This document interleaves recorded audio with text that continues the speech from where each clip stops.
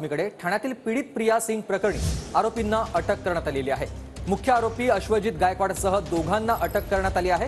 प्रियाला गाडीखाली चिरडण्याचा आरोपींकडून प्रयत्न झाला होता आणि आरोपी सध्या कासारवडवली पोलिसांच्या ताब्यात आहेत। आणि या सगळ्याचा आढावा घेतलाय माझ्या सहकार्यानं। पीडित महिला प्रिया सिंग प्रकरणात आता कासारवडवली पोलीस ठाण्यामध्ये आता तिघांवरती गुन्हा दाखल झाला होता आणि त्यानंतर आता कासारवडवली पोलीस स्टेशनने तिघांना देखील अटक करण्यात आलेली आहे।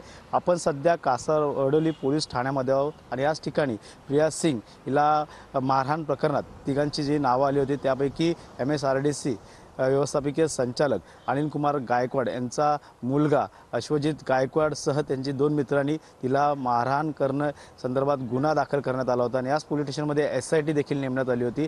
MSRDC व्यवस्थापकीय संचालक अनिल कुमार गायकवाड यांचा मुलगा हा अश्वजित गायकवाड आहे आणि त्याचं गेल्या 4.5 वर्षापासून या प्रिया सिंग सोबत आता जे ते प्रेम संबंध होते आणि या प्रेम संबंधाचा वादात रूपांतर झालं आहे। त्यामुळे प्रिया सिंग सध्या खासगी रुग्णालयामध्ये ही उपचार घेत आहे। काल देखील या ठिकाणी महाराष्ट्र राज्याचे विरोधी पक्षनेते अंबादास दानवे हे देखील या ठिकाणी आले होते, मात्र त्यांनी मागणी केली आहे, प्रिया सिंगनी देखील मागणी केली 307चा जो तो गुन्हा या ठिकाणी दाखल करावा, अन्यथा हा विषय मी अधिवेशनात देखील घेणार असल्याचं त्यांनी म्हटलं आहे। त्यामुळे आता पुढील तपास पोलीस कसे करणार आणि या संदर्भात गुन्हा नोंदवणार हे देखील आता पाहणं गरजेचं राहणार आहे। कॅमेरा रोशनसह गणेश तुरा, TV9 मराठी, ठाणे।